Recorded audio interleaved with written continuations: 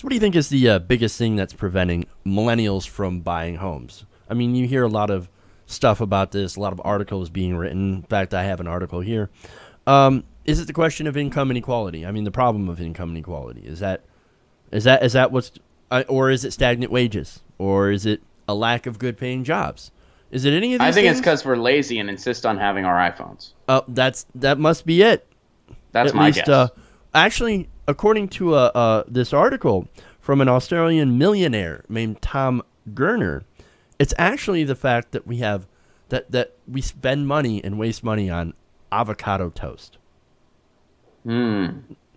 So this guy, he talked to 60 Minutes, right? And he did this whole, the whole millennial bashing, right? Oh, the millennials they're not saving their money. They could buy a house. They keep complaining about not being able to buy houses and not be able to afford things. Just stop going to Starbucks. Just stop buying avocados. He said, when I was trying to buy my first home, I wasn't buying smashed avocado for $19 and 4 coffees for $4 each. We're at the point now where the expectations of younger people are very, very high. They want to eat out every day. They want to travel to Europe every year. Okay, yeah, what millennial is traveling to Europe every year? Not this guy. Not this guy. The people that own homes today worked very, very hard for it, saved every dollar, did everything they could to get up the property investment ladder. So this is nice millennial bashing. So hey man, I'm a millionaire, but you know what? I earned my house the hard way. I saved up all my money. I didn't buy anything. I didn't buy soap for a year, for 2 years. I smelled like shit, but God damn it, I got a house. Yeah, I'm sure that's the way it went for that guy. First of all, I think he's missing something pretty crucial here. Well, he's missing many very crucial things. I actually do have some fun but here's facts. Here's one that we'll start with. Most millennials, starting with our era of millennials up to the current one, they do have a house right away. That house is called student loan debt. They've already bought a house. That's the house that they bought. It's student loan debt. They have to pay that off. So the idea of investments like that are kind of alien to them. Past generations have not faced that to the severity that this one has. So first of all, there's that. Second of all, the housing market is a lot different than it used to be in our parents' generation. The strength of unions is, grossly different. We talk about that on this show a lot. Yep. The economy is way different. The millennial bashing is so backwards to me, and I'll always feel this way. Our parents' generation, the baby boomers, were handed a surplus economy. They were handed affluence, and they actually, over time, made it way worse. They handed us a not so great. This generation is arguably among the first generations, as far as contemporary United States goes, to not have it as good as the generation before them, to not have it better. We're going backwards, and they were handed affluence. Meanwhile, the millennials were handed a pretty not so. They were pretty much handed a depression. They were pretty much handed a depression. And what have we done in response? We've developed new technology. We've taken it light years. We have created an entire new class. The creative class was not an economic class like 10, 20 years ago. It is one now. So the way I like to look at it, we were handed moldy apples, and we managed to make apple pie. Generations before us, they were handed an apple pie, and they just put LSD in it. So, the millennial bashing, I'll never get on board with it. I think it's totally misdirected and backwards, and it's condescending bullshit articles like this that further parrot that. And we've heard similar things. There was, I think it was like a Republican politician that said something like, "Oh, everyone could have health care if people didn't insist on having an iPhone." Yeah. A $300 phone. That's what's keeping you from health care, because we can totally get health care plans for $300 a year. That's for really 2 years or for 3 years or however long your phone lasts. Yeah, right. And I will say I'm not a huge fan of avocado toast either. And I do think the toast trend is kind of It's kind of like stupid, and it is very Yes. trendy and quite overpriced. I mean, people will spend like $4 to $6 on a piece of toast.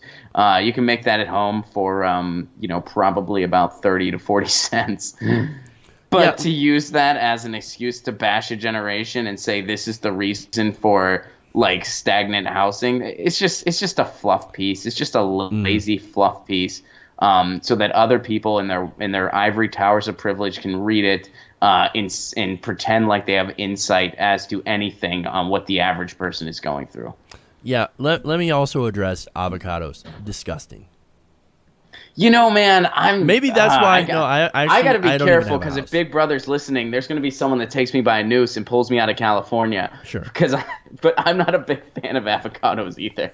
I wouldn't say they're disgusting. I do enjoy them, but man, like especially here, and I know it goes on like across the country, but especially in California, like you'll get a sandwich and it comes with avocado, but it's not like a thin slice, man. It's like a pile of avocado, and it's like it ruins the sandwich. It's too much. It's way too much. Like I got a ham and Swiss sandwich once, and there was avocado on it. If it would have been a thin slice, it would have been a great addition. There was like also apple on top of that, and the apple was sliced thin. The apple made sense, but the avocado was like just this mound, and it just ruined the sandwich for me. Like it just totally ruined the sandwich for They're me, and so they're overdoing it. they're overdoing it big time, Overdoing man. it big Like time. Okay. they're really overdoing the avocado thing. And I'm on a diet right now that like I'm avocado is a sorry. really good thing to eat. And I just can't. My girlfriend can have the mound. She's into it. I need a thin slice, and other than that, it's too much for me. So All right. the Fair enough. avocado's not helping me with So this you're diet. not It's a the whole you're not a 30 diet, hater. if anyone's curious. What? So you're not an avocado hater. You're just like, I think we're overdoing it a bit. I'm an avocado moderate. Okay, you're a moderate. I'm the extremist here who hates avocados. You don't like avocado? Not even like uh, in nachos or something? Like as a... yeah. All right. I bet there'd be some way I bet you'd enjoy it. No. You just might not have had No. it that way yet. But anyway, getting back to some substance, I've got some fun facts for you guys. Now, look, this is spurred by a lot of this different information. This guy decides to write this article because he wants to kind of avoid the facts. Only 32% of homeowners in 2016 were first-time buyers. Now, this guy works in real estate, okay? So he's like, oh, man, no millennials are buying homes. That means I'm getting impacted, which means my profit's going down. So I got to get people to I got to spur people to buy some homes. Maybe if they were, if they were a little bit more savvier on saving, then I can make some money off of them.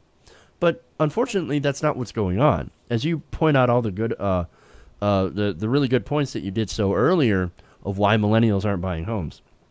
Now, this study, according to NerdWallet, has this at the lowest point since 1987. Not only that, but a recent study by HSBC found that American millennials have a home ownership of 35%. In Australia, where this guy is located, only about 28% of millennials own their homes. And a study found out that a lot of those end up getting a financial boost from their parents when making a purchase. And not everybody has that. I think there's a lot of people that don't have that financial boost. Now, this guy isn't the only one who's getting a little salty when it comes to millennials. An article back in October from columnist Bernard Salt said this: I've seen young people order smashed avocado with crumbled feta on 5-grain toast bread at $22 a pop and more. $22 several times a week could go towards a deposit on a house. Okay, it could, but according to some of the numbers, you could stop doing that stupid avocado toast, and I suggest not doing that anyway because it's stupid and it sounds gross. But anyway, you could save, quite a bit of money a week, $100 like a week, all right, if you have it every single day, which I doubt people do. It still take you a lot of money to save up for a down payment on a house, especially when according to some numbers in 2014, according to the National Association of Realtors, found that the median price of an existing home sold in the U.S. is $188,900. That's a lot of avocado toast. That is years and years worth of saving up. So what are you supposed to do? And besides, that is just a median, right? Take where you live, Ron. Take San Francisco. some of the highest housing prices where homes can be up to $1 million. Okay. Yeah. Yeah, more than that, man. I Or mean, more than that. Like, I don't know if I'll ever own property here in Los Angeles. I have and a ironically, feeling if I ever want, yeah. Yeah. In Detroit, of course, that would like buy an entire block. But I'm saying it does vary. I love Detroit a bunch, and every time I'm in that city, I'm worried that if I get drunk enough, I'm gonna just impulse buy one of those like houses where like like they're pretty much giving the house away, but you have to fix it up and get it up to code. Yeah. Like I'm worried I'm like gonna be like, oh man, this house is $500. Fuck it, I'm buying it. And then it's like yeah, there's no electricity or running water. Like there's something crazy about the house, and I'm like, oh shit, I have no clue how to get this up to code. But I love Detroit, and being a Los Angeles guy, I do entertain the idea that if I ever were to own property, it would be elsewhere. And Ann Arbor, Detroit, those are places on my list where I could have a second base at some point. Yeah, but and that's down the road. That's down the road in the world of Ron. Now, at some point, I mean, you could save up enough avocado to be able to afford that. But look, home prices are, at this point, insane. It would take you years and years of saving up. And what are you supposed to do? Not be able to enjoy anything in your life? Okay, I'm going to give up everything that I enjoy. I'm going to give up coffee. I'm going to give up eating for the most part, at least eating anywhere or eating out at any time. Beans and rice for the next 20 years, and I can afford a home, maybe. Yeah. It's just an intellectually lazy hypothesis that doesn't even deserve. I mean, it's just a fluff piece. It's just a pop culture or pop political fluff piece. And, it's just basically an older generation bashing on a dumb trend that a younger generation has. Every young generation has dumb trends. I mean, that'd be like if this article came out during our parents' generation, they'd be like, "Oh, these boomers or whatever, they could buy houses if they just weren't buying vinyl records all the time." That's bullshit. And buying vinyl records is really cool. I still buy vinyl because I look like this, and I'm wearing a Jethro Tull T-shirt. So it's just your typical. The new generation is the old generation is bashing something about the new generation. It's intellectually lazy. It's a straw man at best as far as, oh, this is why we're having a housing issue. It has nothing to do with, inflation. It has nothing to do with declining wages, reduced benefits. It has nothing to do with out of control college loan debt. It has nothing to do with policies that Bush and Obama pushed through that helped out the big market housing industry while screwing over first-time buyers and other individual property owners. Obama did that. So did Bush. It has nothing to do with any of that. It has nothing to do. It has everything to do with avocado toast, which I agree is stupid. But come on, but this article sucks. And he does have an underlying point, is that save your money. But for all the reasons that you just listed, that's unrealistic because of how long it takes to save up for even a down payment for these houses. That's why millennials are opting to not buy houses or buy homes. And besides, I think home ownership, and I've come to this realization, not being a homeowner, I think it's overrated.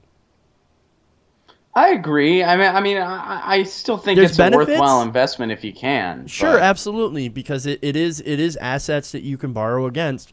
But on the downside of that, if you normally when you borrow against the assets, the value of your home, it's usually so you can upgrade the home or you can fix issues with the home. You see what I mean? Mm-hmm. So you're borrowing against that equity to fix up your home and raise the property value or raise the value of your home. So really, it's you just taking money to invest back into your home. And again, there are positive sides, not having to pay rent because rent is a hole, right, that you'll never get anything out of. But at the same time, maintenance is taken care of if you have a good landlord or if you live in a good complex or whatever. When it comes to apartments, you usually get a lot of things that are taken care of, things that are fixed. Things are usually up to code pretty well if you're living in a decent place, as I said before. And so there are benefits and then there are downsides. Neighbors, people, etc. No parking spaces, so there's ups and downs, but I do think this general sense of you need to own a home if you're going to be at all successful, I think that's a little unfair, and I think that makes it a bit overrated. Yeah, no, I do think it's overrated. And, on a personal note, this is somebody you're looking at somebody that used to own a condo in Nashville, and I do not own that condo anymore. And that condo has probably doubled in value right now because of how fast the city is growing, and it's really blowing up. So, so my personal experience has not been great in that department, but Right. but yeah, I do agree with you that it is slightly overrated, especially in today's world. Hey everybody, thanks for watching this video. If you want to see more like this, please hit the subscribe button below. And if you want to support truly independent progressive media, please consider becoming a patron at patreon.com/TYT Nation.